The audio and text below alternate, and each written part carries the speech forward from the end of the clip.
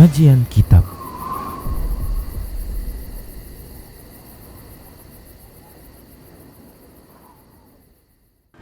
Bismillah, assalamualaikum warahmatullahi wabarakatuh. Innal hamdalillah nahmaduhu wa nasta'inuhu wa nastaghfiruh wa na'udzu billahi min shururi anfusina wa min sayyiati a'malina. May yahdihillahu fala mudhillalah wa may yudlilhu fala hadiyalah. Wa asyhadu an la ilaha illallah wahdahu la syarikalah wa asyhadu anna Muhammadan abduhu wa rasuluhu sallallahu alaihi wasallam. Qala Allah tabaraka wa ta'ala, ya ayyuhalladzina amanu taqullaha haqqa tuqatih wa la tamutunna illa wa antum muslimun. Ya ayyuhan nasu taqu rabbakumul ladzi khalaqakum min nafsin wahidah wa khalaqa minha zawjaha wa bassa minhuma rijalan katsiran wa nisaa'a wattaqullaha alladzi tasaaluna bihi wal arham innallaha kana 'alaikum raqiba. Ya ayyuhalladzina amanu taqullaha wa qulu qawlan sadida yuslih lakum a'malakum wa yaghfir lakum dhunubakum wa may yuti'illaha wa rasulahu faqad faza fawzan 'azima. Amma ba'd, fa inna asdaqal hadisi kitabullah wa khairal huda huda Rasulillah sallallahu alaihi wasallam wa syarrul umuri muhdatsatuha wa kullu muhdatsatin bid'ah wa kullu bid'atin dhalalah wa kullu dhalalatin finnar. Para muslim, para pemirsa Rosyad TV dan para pendengar Radio Medan Mengaji serta para pemirsa media-media sunnah yang turut serta menyiarkan kajian ini, alhamdulillah, segala puji hanya untuk Allah tabaraka wa ta'ala atas semua nikmat yang Allah berikan kepada kita. Selawat serta salam tak lupa kita senantiasa ucapkan untuk Nabi kita Muhammad sallallahu alaihi wasallam. Semoga Allah subhanahu wa ta'ala menjadikan kita sebagai hamba-hambanya yang selalu taat kepada Allah dan Rasulnya sampai Allah mewafatkan kita. Kami ucapkan syukran jazilan wa jazakumullahu khairan kepada para media yang terus serta menyiarkan kajian ini. Semoga Allah subhanahu wa ta'ala senantiasa memberikan kebaikan dalam kehidupan dunia dan akhirat kita. Amin ya rabbal alamin. Baik para hamba Allah rahimani wa rahimakumullah,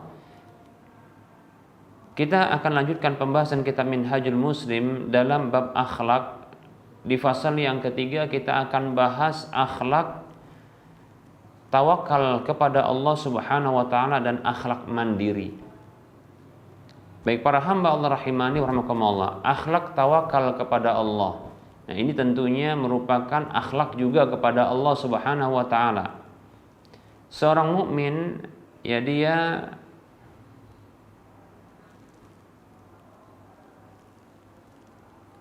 wajib untuk bertawakal kepada Allah subhanahu wa ta'ala, menyerahkan seluruh atau memasrahkan seluruh urusannya kepada Allah subhanahu wa ta'ala. Bahwasanya Allah subhanahu wa ta'ala yang mampu dan berkuasa atas segala sesuatu. Allah yang maha kuat, Allah subhanahu wa ta'ala yang maha hebat, Allah subhanahu wa ta'ala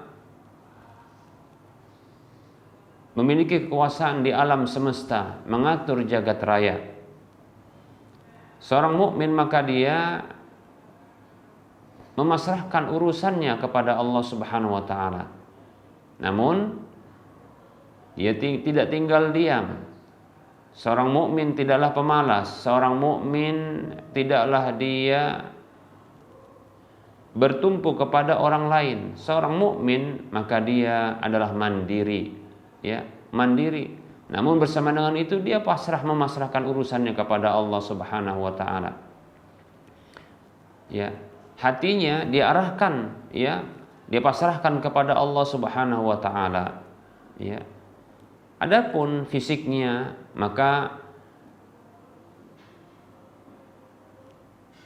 dia mandiri, dia tidak berpangku tangan kepada orang lain, dia tidak meminta-minta kepada orang lain. Baik para hamba Allah rahimani wa rahimakumullah. Ya. Tawakal dengan makna yang benar para hamba Allah rahimani wa rahimakumullah adalah batin, keyakinan hati yang memasrahkan seluruh urusan kepada Allah Subhanahu wa taala. Fisik yang diarahkan untuk memenuhi perintah Allah Subhanahu wa taala untuk agar memenuhi kebutuhan sendiri tanpa bersandar kepada orang lain, tanpa menyusahkan orang lain, tanpa meminta-minta dan berpangku tangan kepada orang lain. Demikian. Ya. Mari kita mencoba untuk melihat apa sih makna tawakal yang benar itu. Bagaimana bentuk aplikasi tawakal yang benar itu. Baik para hamba Allah rahimani wa rahimakumullah. Ya. Rasulullah sallallahu alaihi wasallam dia bersabda, "Lau annakum tatawakkaluna 'ala Allahi haqqa tawakkuli la razaqakum kama yarzuqut tayra yaghdu himasa wa taruhu bitana."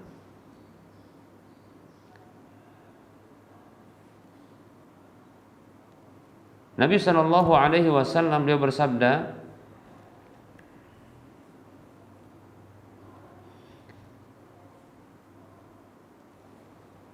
sesungguhnya andaikan kalian benar-benar bertawakal kepada Allah, benar-benar bertawakal kepada Allah Subhanahu wa taala,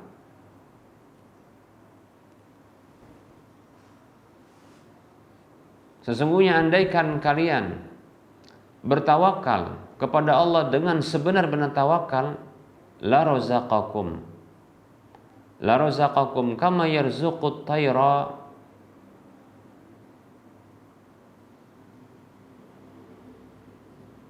maka Allah Subhanahu wa taala memberikan rezeki kepada kalian sebagaimana Allah senantiasa memberikan rezeki kepada burung. Taghdu khimasa, burung tersebut berangkat di waktu pagi dalam kondisi perut keroncongan, wa taruhu bitana, dan kembali di waktu sore hari dalam kondisi kenyang.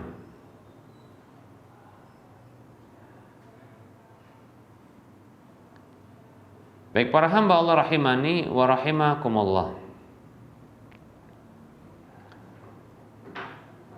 Hadis ini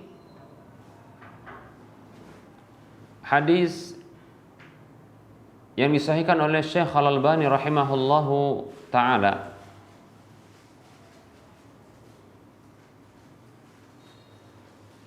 Dari sahabat Umar bin Khattab radhiyallahu anhu yang diriwayatkan oleh Imam Ibnu Majah.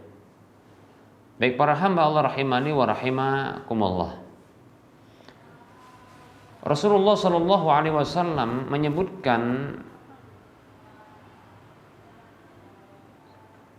tawakal yang benar itu seperti tawakalnya burung.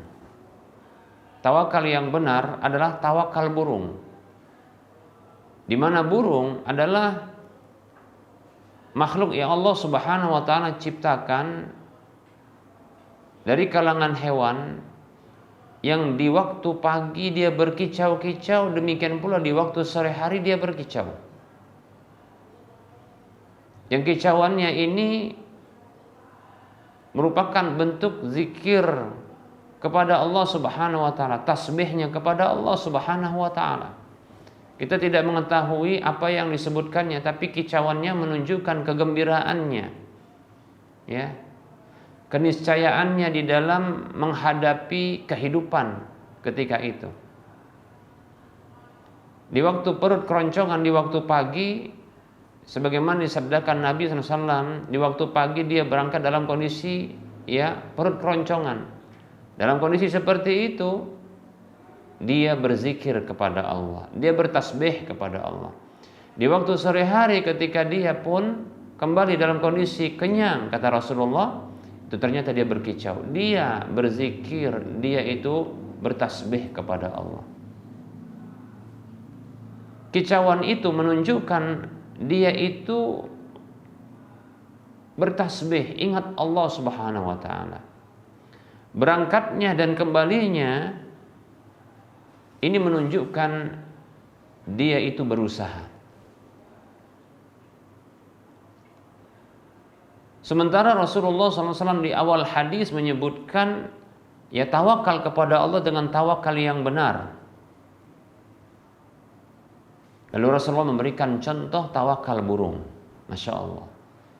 Ya Allah memberikan rezeki seperti Allah memberikan rezeki kepada burung. Lihat, ya. Luar biasa. Ini menunjukkan bahwasanya tawakal burung itu benar dan akan diberikan ya rezeki itu sebagaimana Allah berikan rezeki kepada burung. Di waktu pagi keroncongan, di waktu siang itu bahkan sore hari kenyang. Dan luar biasa burung ini adalah hewan yang tidak menyimpan makanan. Apa yang didapat di hari itu, maka itu dihabiskan, dicukupkan. Baik para hamba Allah rahimani wa rahimakumullah. Ini tawakal yang benar. Ya. Itu menggabungkan antara ibadah kepada Allah Subhanahu wa taala, zikir, keyakinan, ya, mengingat Allah Subhanahu wa taala, beribadah kepada Allah Subhanahu wa taala, digabungkan dengan usaha untuk mencari kebutuhan sendiri tanpa berpangku tangan kepada orang lain, meminta-minta ya kepada orang lain. Ya. Nah, ini adalah penggabungan antara tawakal dengan mandiri. Nah, demikian ya, berusaha sendiri. Baik para hamba Allah rahimani wa rahimakumullah. Nah, seperti itu yang benar. Jadi sangat keliru orang yang jatuh pada dua hal. Yang pertama adalah orang yang hanya hatinya saja yang dia menyerahkan dan memasrahkan urusannya kepada Allah, hatinya saja. Namun fisiknya itu diam, tak mau berusaha. Ini keliru. Lebih tepat ini orang malas. Ya, ini adalah orang malas.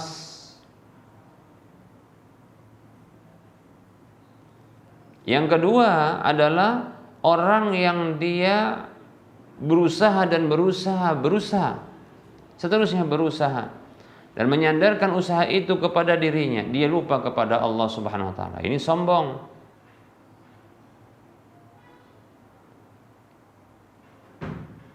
Dia menolak kebenaran bahwasanya rizki itu datang dari Allah Subhanahu wa taala.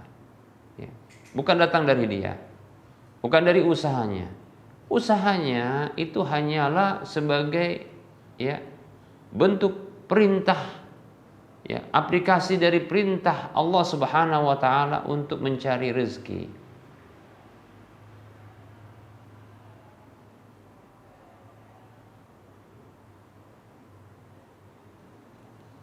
Baik para hamba Allah rahimani wa rahimakumullah.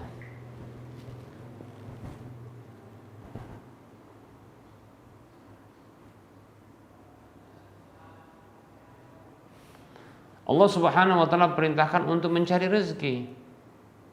Allah Subhanahu wa taala perintahkan untuk berusaha. Wabtaghu 'indallahi rizqa. Kata Allah Subhanahu wa taala yang artinya dan carilah ya rizki itu di sisi Allah Subhanahu wa taala.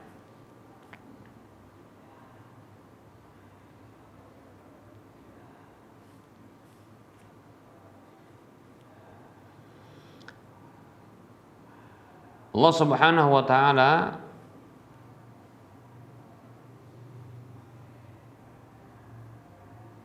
berfirman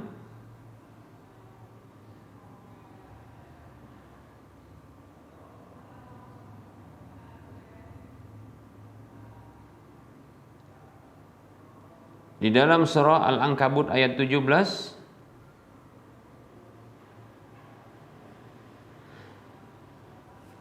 fabtaghu 'indallahi rizqa, dan carilah ya rizki di sisi Allah, wa'buduhu, dan sembahlah dia, washkuru lahu, dan bersyukurlah kepadanya, ilaihi turja'un, kepadanya kalian akan dikembalikan. Baik, jadi mencari rezeki itu diperintahkan oleh Allah dan itu ada di sisi Allah. Demikian. Ya. Nah, ini penggabungan dua hal antara tawakal kepada Allah Subhanahu wa taala dan usaha kemandirian. Demikian. Keyakinan hati bahwa rezeki itu datang dari Allah, maka dipasrahkan itu urusannya kepada Allah. Allah yang telah menetapkan rezeki itu. Kemudian melaksanakan, mengaplikasikan perintah Allah, yaitu mencari rezeki, usaha, begitu ya. Jangan malas.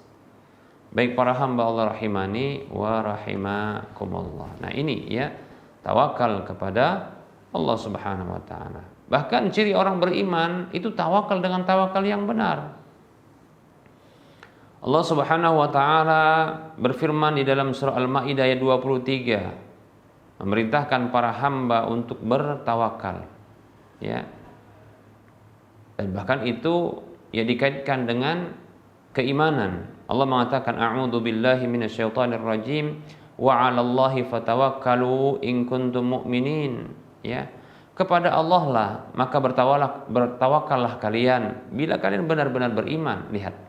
Jadi kebenaran iman seorang hamba itu adalah dia tawakal kepada Allah, menyerahkan urusannya, itu hatinya memasrahkan, ya, tunduk dan patuh, ya, memasrahkan urusannya kepada Allah, karena Allah yang maha berkuasa atas segala sesuatu, ya. Namun dia tidak melupakan untuk berusaha, gitu, karena diperintahkan, sebagaimana tawakal diperintahkan, berusaha juga diperintahkan. Bahkan itu satu paket.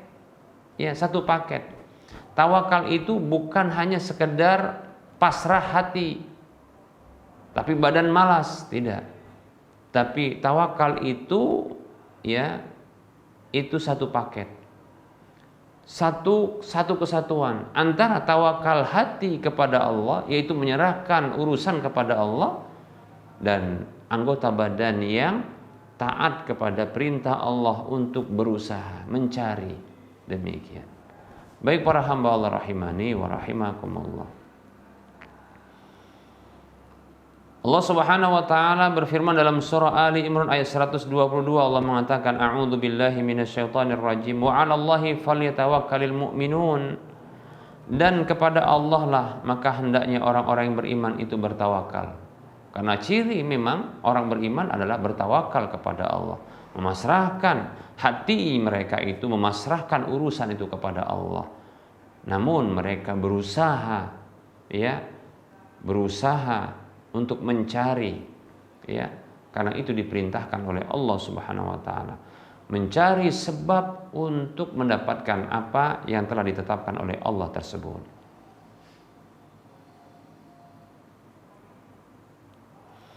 Nah, dari sini maka kita mengetahui bahwasanya tawakal, ya, tawakal kepada Allah Subhanahu wa taala itu adalah satu bagian dari akidah seorang mukmin kepada Allah.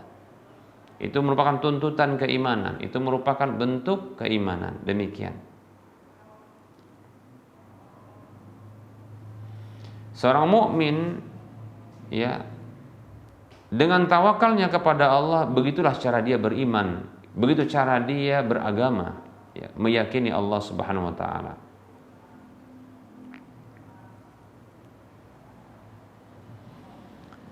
Orang mukmin dia tidak bertawakal hanya dengan hatinya. Orang mukmin, ya, bukan dia lupa kepada Allah Subhanahu wa taala untuk memasrahkan urusannya kepada Allah lantas dia hanya berusaha saja, tidak. Orang mukmin dia menggabungkan antara dua hal ini, yaitu tawakal hati, ya, itu memasrahkan hatinya, memasrahkan urusan kepada Allah Subhanahu wa taala, menyerahkan, ya, urusannya kepada Allah. Namun dia berusaha mencari, berikhtiar kata orang sekarang, ya, berikhtiar, berusaha mencari, ya, untuk mencari sebab untuk mendapatkan apa yang ditetapkan oleh Allah Subhanahu wa taala tersebut. Bahkan dia meyakini ya berusaha tersebut itu merupakan bagian dari ibadah kepada Allah Subhanahu wa taala karena mematuhi perintah Allah Subhanahu wa taala. Baik para hamba Allah rahimani wa rahimakumullah.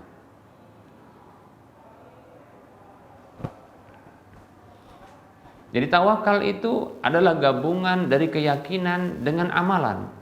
Seperti itu. Tawakal itu gabungan antara ya keyakinan dengan amalan, amalan dengan keyakinan dan harapan. Nah, seperti itu.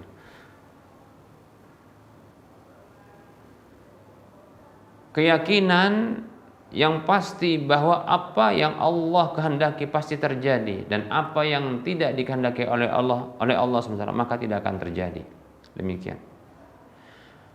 Dan bahwasanya ya tawakal itu juga merupakan bentuk keyakinan bahwa Allah Subhanahu wa taala tidak akan menyia-nyiakan orang yang bagus amalannya, ya.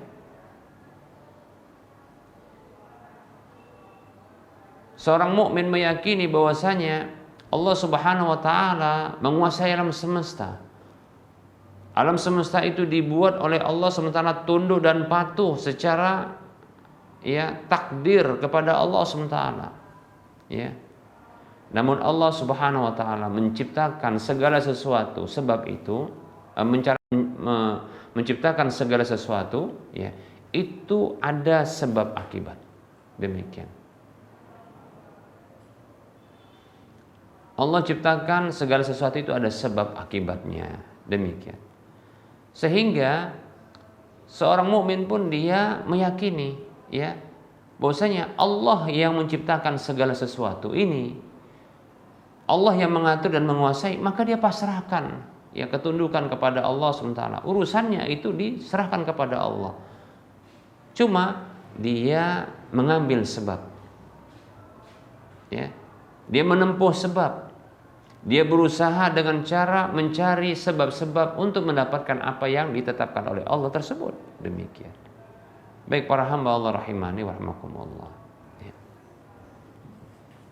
Bahkan ya seperti kita katakan tadi, ya seorang hamba apabila dia menggabungkan antara keyakinan keimanannya, ya bahwa segala sesuatu itu dikuasai oleh Allah, diatur oleh Allah, ya tunduk semuanya kepada Allah Subhanahu wa taala, ya maka dia pasrahkan semua urusannya kepada Allah. Ya. Kemudian dia berusaha, maka dengan itu dia mendapatkan pahala. Ya, dia yakini itu merupakan bentuk ibadah kepada Allah Subhanahu wa taala. Baik para hamba Allah rahimani wa rahimakumullah. Nah, ini penjelasan yang menutup penyampaian materi kita pada pertemuan kali ini. Insyaallah taala kita akan lanjutkan pada waktu mendatang insyaallah taala. Baik, kita buka sesi soal jawab bagi para hadirin, para pemirsa, para pendengar sekalian yang ingin berinteraktif. Maka silahkan hubungi nomor layanan kami 0812 12 12 88 34. Baik para hamba Allah rahimani wa rahimakumullah.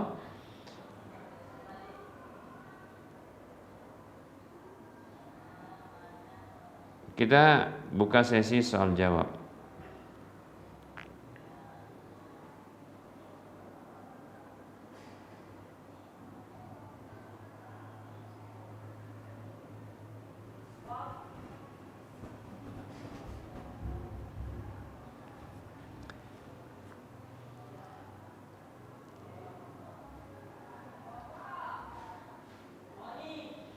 Baik, ada pertanyaan yang sudah masuk.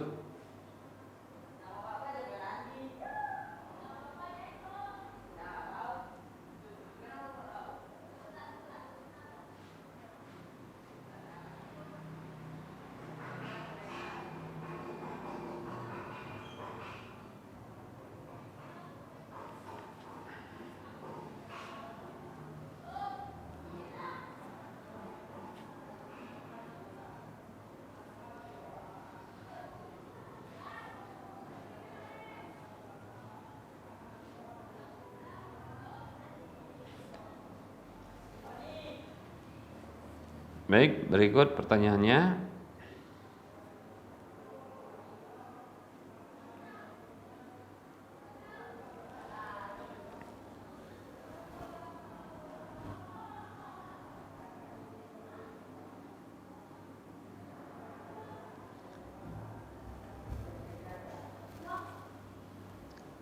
Assalamualaikum warahmatullahi wabarakatuh.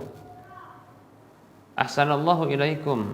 Semoga Allah Subhanahu wa taala menjaga Ustadz dan keluarga. Izin bertanya Ustadz. Saya seorang perawat atau mantri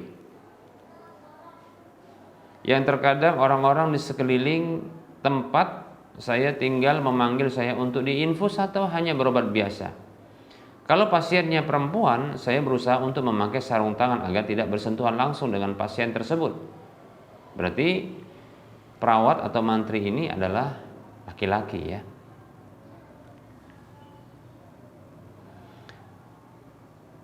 Dan terkadang ada kondisi yang membuat saya susah kalau memakai sarung tangan. Jadi terkadang Ustadz, ada situasi yang langsung tangan saya menyentuh pasien tersebut, maksudnya yang perempuan.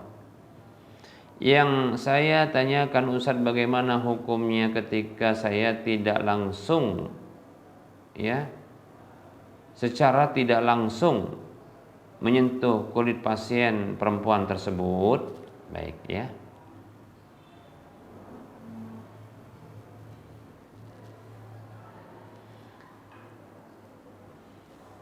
Waalaikumsalam warahmatullahi wabarakatuh.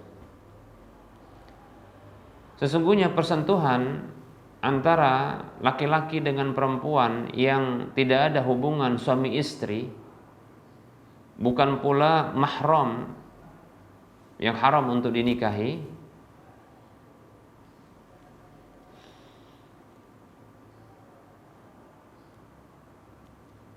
maka ada larangan Nabi SAW. Dan dari larangan ini menunjukkan bahwasanya itu merupakan dosa besar. Karena ada ancaman ternyata. Dalam hadis yang diriwayatkan oleh Imam Tabrani, Rasulullah SAW dia bersabda, "La an yuta'ana fi ra'si ahadikum bimikhyatin min hadidin khairul lahu an yamassa imra'atan lam tahilla lahu." Sungguh ditusuknya pada kepala salah seorang di antara kalian dengan pasak yang terbuat dari besi, itu lebih baik baginya daripada ia menyentuh wanita yang tidak halal baginya. Bukan istrinya, bukan juga wanita yang haram untuk dia nikahi. Nah, ini ancaman yang keras.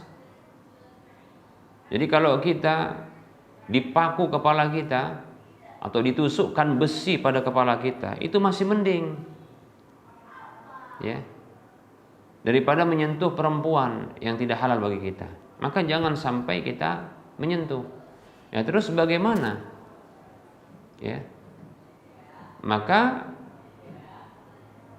gunakan tenaga atau perawat perempuan seperti istri kita. Nah, demikian ya, begitu. Jadi ketika contohnya ada pasien perempuan sementara sang mantri tersebut laki-laki, dikabarkan demikian. Makanya ketika ditanya, dipanggil begitu, maka tanyakan ini pasien laki atau perempuan, anak kecil atau orang dewasa. Kalau contohnya laki-laki aman, baik itu anak kecil atau dewasa. Kalau katanya perempuan, maka tanyakan ini kecil sudah balik atau belum. Kalau belum, maka aman insya Allah. Kalau sudah balik dewasa, maka disinilah ya kondisi di mana harus membawa istri ya, agar bisa ya bisa menyentuh bila perlu, ada tindakan menyentuh ya, seperti itu. Maka istri diedukasi untuk bisa ya membantu suami dalam hal seperti ini agar suami tidak jatuh kepada dosa-dosa ya, seperti itu. Demikian. Adapun menggunakan alas seperti sarung tangan, maka kita katakan ini tetap tidak boleh. Loh Ustadz, kan dia Ustadz barangkali begini ya, Ustadz, seperti kalau dalam mazhab Syafi'i atau yang sependapat dengan mazhab Syafi'i, menyentuh perempuan kalau lu kulit langsung dengan kulit langsung, ya laki perempuan kan batal. Kalau dengan penghalang kan tidak batal, kan begitu. Ya. Maka disamakan dengan itu dalam hal ini. Maka kita katakan keliru. Ini namanya kias ma'al farik. Ya. Ini kiasnya ma'al farik, ini penyamaan yang ada perbedaan. Ya. Itu dalam urusan sholat. Ini dalam urusan syahwat, begitu.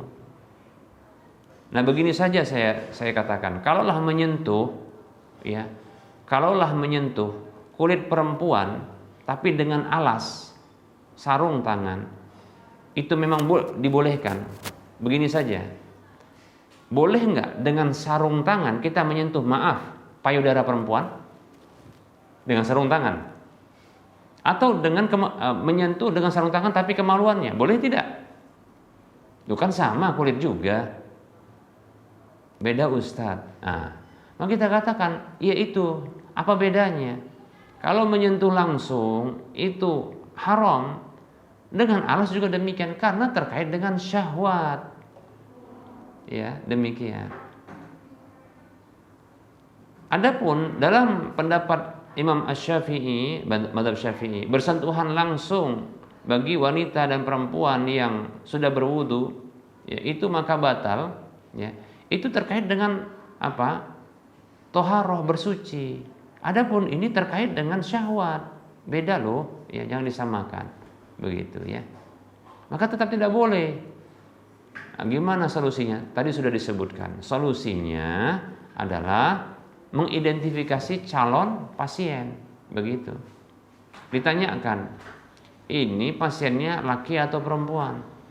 Kalau laki, ya baik anak kecil ataupun orang dewasa, maka aman insya Allah.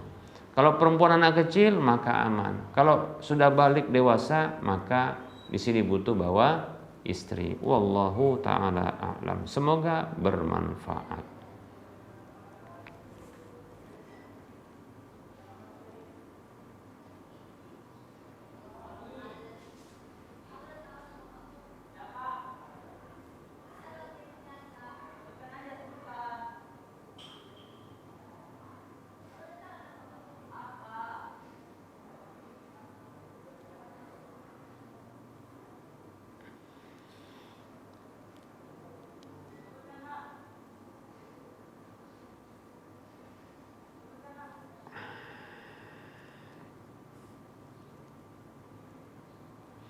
Baik, di sini ada pertanyaan.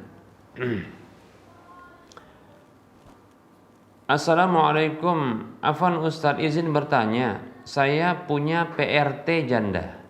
PRT, pembantu rumah tangga, ya betul ya. Jadi pembantu rumah tangganya janda. Ketika saya suruh dia masak, suami saya sangat semangat sekali makan masakannya. Wah, luar biasa. Tetapi bila saya yang masak, suami saya makan sekadarnya saja. Ada indikasi nih. Ya.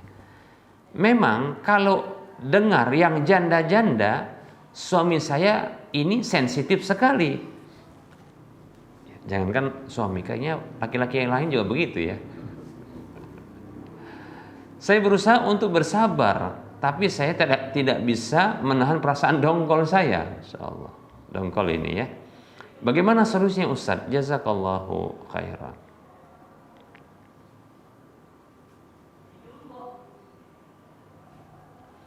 Saya khawatir kalau saya jawab nanti makin dongkol. Baik ya, maaf ini saya nggak dapatkan solusi kecuali satu ya. Ini untuk ya menghilangkan memang apa yang menyebabkan dongkol tersebut. Apakah kemudian jawaban ini akan menyebabkan makin dongkol ya, atau sebaliknya semakin sayang sama suaminya. Ya.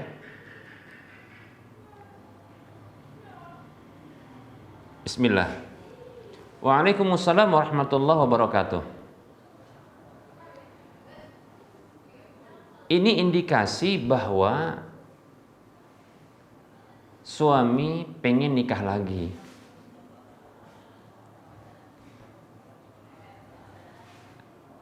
dan yang ingin dinikahi adalah janda.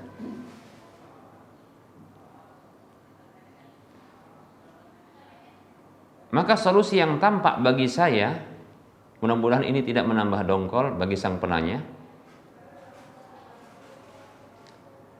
adalah menawarkan janda kepada suami agar dia makin cinta dengan sang istri. Ya, begini yang menjadi solusi. Ya. Saya tidak melihat ya solusi selain ini. Ya, karena seperti itu. Ya. Kalau dinasihati, ya mungkin nggak akan masuk kanan dan kiri. Maksudnya masuk dari kanan, keluar dari kiri.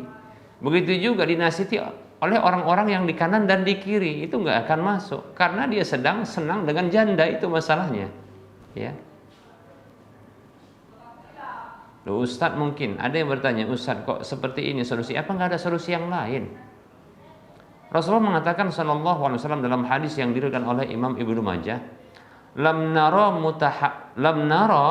lil mutahabbaini mislan nikah. Kami tidak memandang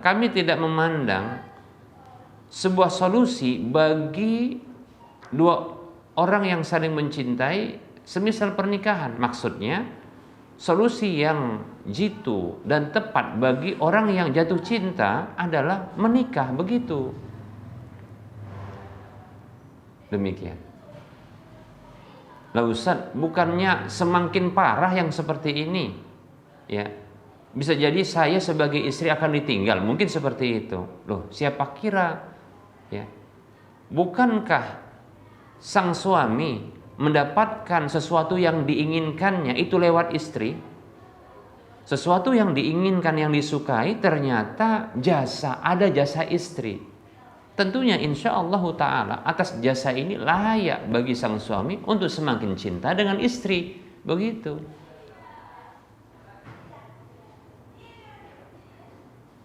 Malah jangan takut ditinggal pergi. Belum tentu seperti apa yang diduga seperti ini. Belum tentu, ya. Bisa jadi malah lebih cinta sang suami kepada sang istri. Nah, demikian. Bisa jadi juga ketika ditawarkan seperti ini, sang suami tak berani. Kenapa? Karena tak cukup amunisi. Nah, itu dia, ya. Tak cukup amunisinya. Kenapa? Mungkin finansial tak cukup. Dia juga tahu kadar diri. Nah, seperti itu. Ditawarkan seperti itu malah dia mungkin makin tak berani. Tapi dia tahu ternyata sang istri itu memberikan kerelaan, memberikan pengorbanannya, ya, untuk memberi jalan bagi sang suami agar bisa mendapatkan apa yang disukai. Nah, ini akan membuat sang suami semakin cinta dengan istri. Tapi kalau dia paham tentang kadar diri, tentunya, ya, ketika dia tak mampu, maka dia tak akan berani untuk melangkah berpoligami. Nah, seperti itu, ya. Wallahu ta'ala a'lam.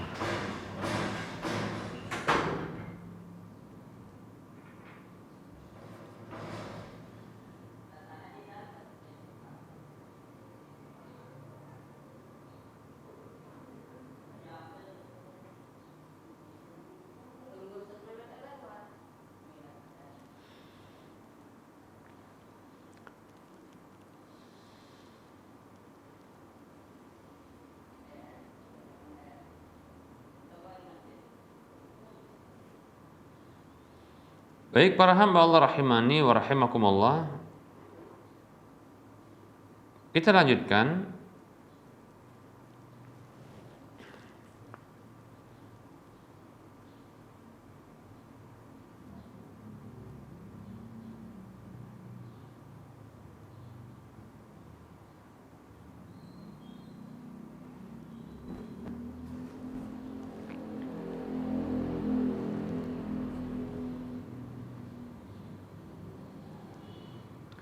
Ada pertanyaan, Masya Allah, ya.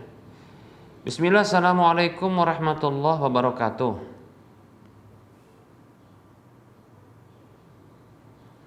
Ustadz, saya sudah menikah sekitar 1 bulan, alhamdulillah. Alhamdulillah Allah beri saya suami yang baik agama dan akhlaknya, Masya Allah. Tapi saya sering tiba-tiba cemburu dengan mantan istrinya atau akhwat yang pernah ta'aruf dengannya. Qadarullah, jarak usia kami terpaut 13 tahun. Jadi saya masih seperti belum dewasa.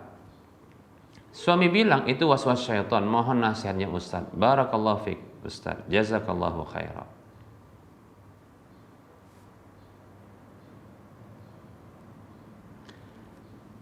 Bismillah, waalaikumsalam warahmatullahi wabarakatuh. Saya ucapkan barakallahu laka wa baraka alaika wa jama'a bainakuma fi khair, atau barakallahu laki wa baraka alaiki wa baraka alaiki wa jama'a bainakuma fi khair. Semoga Allah Subhanahu wa taala memberikan keberkahan untuk Anda, memberkahi dalam kehidupan Anda, dan mengumpulkan Anda berdua dalam kondisi selalu dalam kebaikan. Amin ya rabbal alamin. Cemburu kepada suami tentang mantan istri dan akhwat-akhwat yang pernah berproses dengan suami. Maka kita katakan, ketahuilah sesungguhnya cemburu itu bukti cinta.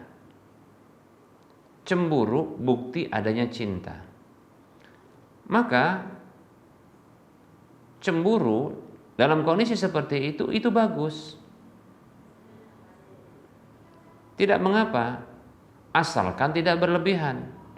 Cemburu itu asalnya bukti cinta. Ada cintalah kenapa cemburu. Jangankan ya pasangan suami istri saat ini, ya, wanita-wanita yang menjadi istri bagi suami-suami saat ini, ya, kita dapatkan istri Nabi SAW itu cemburu dengan Nabi SAW terhadap istri-istri yang lainnya, karena ada cinta kepada Nabi. Jadi cemburu itu karena ada cinta. Satu yang wajar, bahkan itu bukti ya kesungguhan cinta. Tapi jangan berlebihan. Nah, berlebihan inilah yang dia keliru. Baik ya. Jadi sesuatu yang berlebih pasti itu membawa kepada keburukan. Nah, manage, coba diatur ya cemburu tersebut. Cemburu harus sesuai dengan porsinya. Cemburu ini menjadi sebab kita untuk semakin menarik cinta suami kita kepada kita. Begitu mestinya, ya. Jadikan cemburu ini sebagai alat, sarana yang bisa menambahkan kecintaan suami kepada kita. Gimana caranya?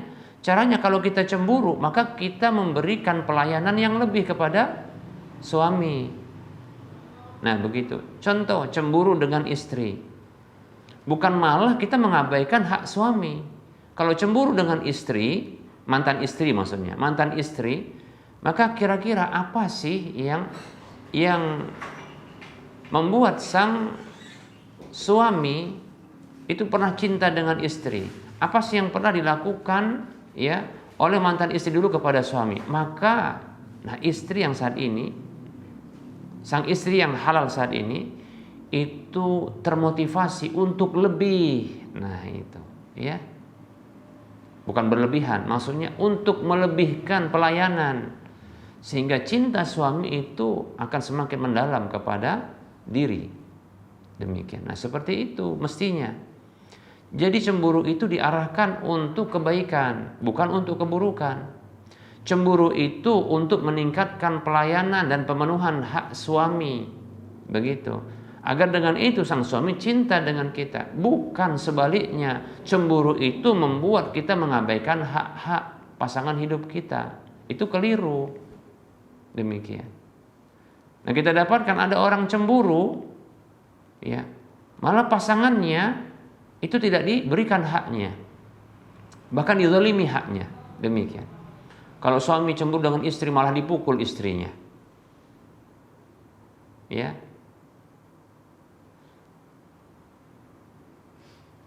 Disakiti fisiknya, disakiti hatinya, ya. Rendahkan kehormatannya, direndahkan kehormatannya, dan seterusnya. Kalau istri cemburu dengan suaminya malah diabaikan hak-hak suaminya, itu keliru. Jadikan cemburu ini, ya, sebagai alat atau sarana untuk menambah pemenuhan hak, yang dengan itu akan membuat pasangan hidup kita semakin cinta dengan kita. Nah, disinilah kita bisa terpuaskan. Bagaimana ternyata sang suami lebih cinta kepada kita, gitu, ya. Demikian, ya. Nah, inilah bentuk kedewasaan. Jadi cemburu sebenarnya bukan masalah dewasa atau tidak dewasa, tergantung bagaimana menyikapi cemburu tersebut. Nah, inilah yang akan menentukan dewasa atau tidak dewasa. Adapun cemburu itu adalah satu yang baik karena dia bukti cinta. Itu harus dipahami, ya. Jangan keliru. Jadi kalau cemburu itu menunjukkan cinta. Oh, ini cinta. Ada cinta. Ya, seperti itu. Nah, kemudian di manage, ya, diatur cemburu tersebut, ya. Jangan sampai dia itu menjadi sebab untuk terabaikannya hak-hak pasangan hidup. Nah, seperti itu, ya. Bahkan jadikan cemburu ini, ya, sebagai sarana untuk menambah, ya, pemenuhan hak, menambah semangat untuk memenuhi hak. Lalu dengan itu pasangan hidup kita akan semakin cinta dengan kita. Demikian, ya. Wallahu ta'ala a'lam. Wa fik barakallah wa anti fajazakillahu khairah.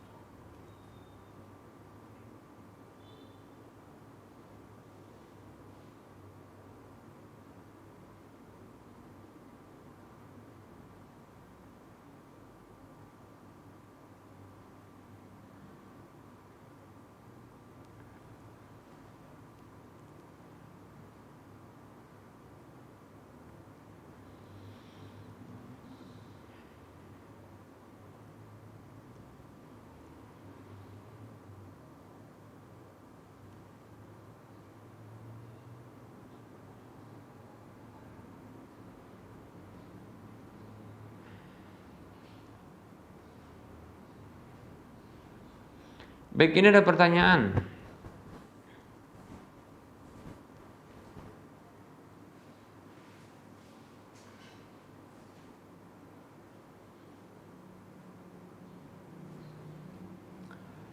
Assalamualaikum. Maaf Ustadz, di desa kecil kami, alhamdulillah, kami mulai di musola mengadakan kurban. Oh, ini sudah berlalu, ya, tapi mungkin ditanyakan untuk tahun depannya mungkin, ya. Tahun ini 1 ekor lembu, ya, betul. Dan tahun depan insya Allah kami mau adakan 2 lembu atau sapi. Nah, ini berarti untuk tahun depan ini, ya. Nah, kami para warga mau buat iuran setiap bulannya agar meringankan dalam membeli hewan kurban kami di tahun depan. Nah, pertanyaannya, ada salah satu warga yang daftar dan kami tahu penghasilan itu sebahagian didapat dengan cara yang haram, yaitu mencuri. Pertanyaannya, apakah hal ini berpengaruh pada ibadah kurban kami?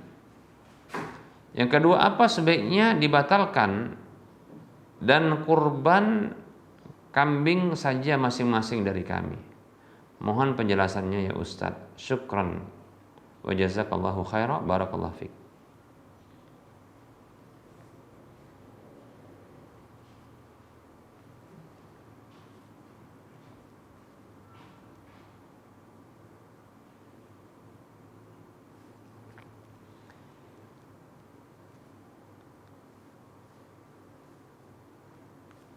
Bismillah. Waalaikumsalam warahmatullahi wabarakatuh. Sebelum menjawab pertanyaan ini, saya sedikit ingin memberi penerangan bahwa merupakan hal yang baik yang dilakukan oleh masyarakat sekarang adalah memberikan jalan yang mudah untuk bisa melakukan sebuah ibadah. Seperti yang disampaikan bahwa untuk ibadah kurban maka dilakukan iuran ya, dari harta yang didapatkan ya, ini dicicil ya setiap bulannya untuk memudahkan. Maka ini merupakan bentuk ya membantu melakukan kebaikan, maka itu merupakan kebaikan. Ya, al-wasailullah ahkamul maqasidi. Sarana itu dia berhukum seperti tujuannya, maka ini dapat pahala insyaallah, terhitung ibadah. Ya, cara ini bagus ya. Baik, dalam pertanyaan ini disebutkan ya bahwa ada salah satu warga yang mau ikut kurban dengan kurban patungan sapi atau lembu yang secara syar'i ya disebutkan dalam satu hadis adalah untuk satu sapi atau lembu itu adalah 7 orang, 7 bahagian, demikian ya. Itu minimal. Nah, hanya saja ya ada salah seorang yang di antara penghasilannya itu dari yang haram. Baik ya. Maka pertanyaannya, apakah ini berpengaruh bagi kurban? Baik para hamba Allah rahimani wa rahimakumullah. Yang pertama, butuh kita pastikan ya, apakah harta yang diarahkan untuk bayar kurbannya itu merupakan harta curian ataukah tidak? Ya, ini kan sulit berarti. Kalau begitu maka kita katakan ya tidak mesti. Kalau bercampur maka kita katakan tidak lantas menjadi najis. Ya, harta yang haram dengan harta yang halal. Ketika bercampur bukanlah menjadi najis. Ya. Lebih-lebih ternyata yang dicuri itu ya itu jelas. Seperti contohnya mencuri bukan uang, mungkin HP ya orang, kemudian dijual, atau mencuri sepeda motor, kemudian dia jual. Permasalahannya uangnya tersebut itu kan suci, cuma cara yang mendapatkannya itu haram. Ya, kewajiban dia adalah mengembalikan hak tersebut senilai barang yang dicuri, demikian ya. Maka kalau dalam kondisi seperti ini ya tidak diketahui mana yang halal mana yang haram, maka hukum asalnya adalah halal. Kita berbaik sangka kepada seorang muslim mukmin ya, karena hanya sebahagian dari pendapatannya saja yang dengan cara yang haram ya, seperti itu, mencuri. Maka kita berbaik sangka kepada seorang muslim ini bahwasanya yang dia sumbangkan itu adalah yang halal, bukan yang haram. Kecuali sampai dia ya jujur ini dari hal yang haram, begitu. Atau kita melihat ciri-cirinya itu adalah yang haram, maka kita tolak. Nah, seperti itu.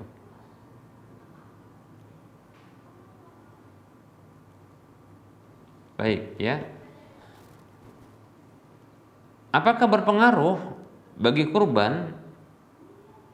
Ya, wallahu taala a'lam. Ya,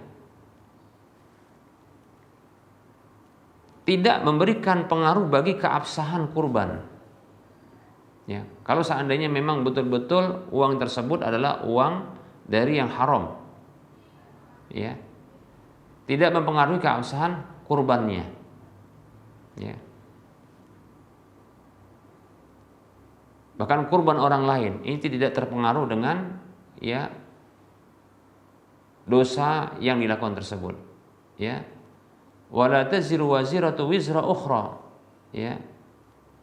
Tidaklah sebuah dosa itu ditanggung oleh orang lain yang melakukan dosa. Demikian. Jadi ya tidak memberikan pengaruh, bukan lantas menjadi ya batal ini kurbannya. Karena masuknya sebahagian atau satu bahagian dari 7 bahagian tersebut ya harta yang haram. Harta yang didapat dengan cara yang haram. Nah, demikian ya. Maka tidak memberikan pengaruh menjadi batalnya kurban tersebut, tidak ya. Demikian. Tidak mengapa. Lebih-lebih bila tidak diketahui ya bahwasanya yang diberikan itu adalah yang harta yang haram atau dari cara yang haram, demikian. Nah, begitu. Maka bersangka baik saja. Ya, bersangka baik saja bahwasanya yang diberikan itu adalah ya harta yang halal, bukan harta yang diusahakan dari jalan yang halal, bukan yang haram. Ya, kalaupun itu datang dari, kalau dia jujur atau diidentifikasi bahwasanya itu adalah dari harta yang diusahakan dengan cara yang haram, maka insya Allah Ta'ala tidaklah mempengaruhi ya keabsahan kurban tersebut, tidak ya. Keabsahan kurban itu dilihat dari apanya? Dari ciri-ciri hewannya ya, masalah cacatnya ya, demikian. Bukan harta yang didapat, kecuali bila hewan tersebut itu diambil dari curian. Ya, itu yang dijadikan kurban, maka tentunya tidak sah. Demikian. Kan ini tidak, ini harta. Yang diberikan juga adalah uang yang suci, demikian. Ya. Apalagi tidak diketahui apakah ini harta yang dihasilkan dengan cara yang halal atau yang haram, tidak diketahui, maka berbaik sangka kepadanya. Kalaupun seandainya dia katakan ini dari harta yang haram, ya, namun berupa uang, ya, maka uang itu suci dan itu tidak akan ya mempengaruhi keabsahan kurban tersebut. Adapun bagi pelakunya, ya, maka dosa. Kalau seandainya uang tersebut, ya, yang dicurinya atau dicuri barang yang lain kemudian dijadikan uang. Maksudnya dijual barang yang dicurinya kemudian dijadikan uang. Uang itu haram baginya. Ya, begitu dia bayarkan kurban, pembayaran kurban, ya. Kemudian dia mendapatkan jatah kurban, maka jatah kurban itu haram bagi dia. Bagi pelakunya sepakat para ulama itu haram. Tapi bagi orang lain belum tentu, ya. Kewajiban orang yang melakukan ya cara yang haram dalam mengambil rezeki, maka kewajibannya dia membersihkan dirinya dari hal tersebut. Kalau mencuri, kewajibannya adalah dia kembalikan nilainya yang dicuri, ya. Demikian. Sehingga tidak butuh ya untuk dibatalkan kurban, ya, dan tidak perlu juga untuk dijadikan kambing masing-masing, kecuali apabila masing-masing memandang yang lebih afdal adalah kambing, tidak masalah. Memang kita katakan kalau ya kurban dengan masing-masing kambing, maka ini keluar dari polemik ini, demikian ya, seperti itu. Wallahu ta'ala a'lam. Semoga bermanfaat.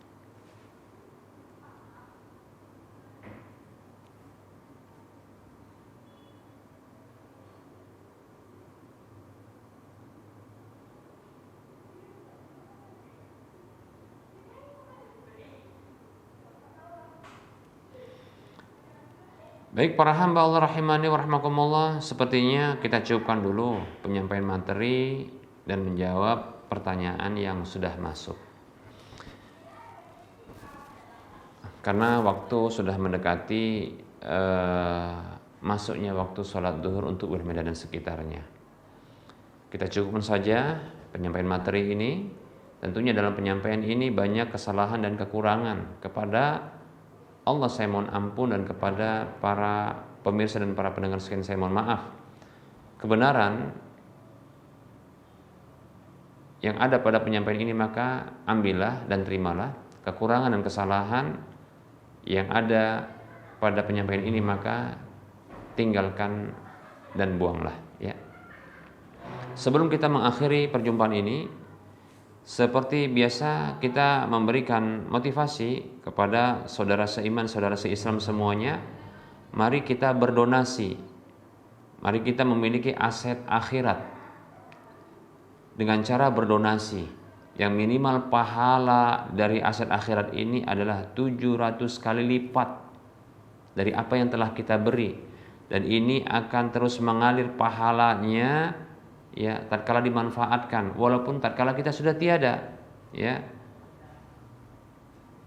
Allah akan dipergandakan dan Allah akan, ya, berikan terus, ya. Ini akan menjadi aset akhir, terus mengalir yang disebut dengan sedekah jariyah, yaitu sedekah yang dimanfaatkan sehingga mengalir pahalanya. Demikian. Tentunya, ya, donasi yang kita maksudkan ini donasi pembebasan lahan yang nantinya akan dibangun di atas lahan ini Masjid Al-Muwahhidin. Bukan hanya masjid yang akan kita bangun, bahkan mungkin fasilitas lainnya. Ya. Di atas lahan ini insyaallah taala akan diadakan, ya, ibadah-ibadah seperti sholat fardu, sholat sunat, ya. Begitu juga mungkin sebagian kaum muslimin membaca Al-Qur'an di atasnya, ya. Seperti mungkin kelas-kelas tahfidz, barangkali demikian perencanaan ke depan. Yang jelas adalah untuk ibadah sholat, baik itu fardu maupun sunat. Begitu juga, ya, kajian-kajian ilmiah, ya, yang bersifat rutin maupun berkala. Begitu juga seperti tabligh akbar ataupun daurah-daurah ilmiah, demikian, ya.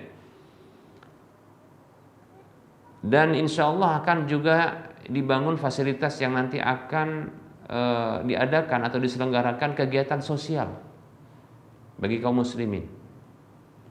Luar biasa. Jadi ini akan diselenggarakan di atas lahan ini kebaikan-kebaikan insyaallah taala. Dan tentunya ini akan mengalir pahalanya. Maka mari kita motivasi diri kita untuk turut serta menjadi bahagian, ya, yang akan mendapatkan manfaat dari kebaikan yang besar ini, ya. Silahkan bagi kaum muslimin, ya, untuk berdonasi. Ya, insyaallah taala, ya, kita masih memiliki kekurangan dalam donasi ini, ya. Pembebasan lahan kekurangannya adalah sekitar 900 sekian juta rupiah, ya. Ini masih banyak, kita masih juga memiliki peluang yang banyak.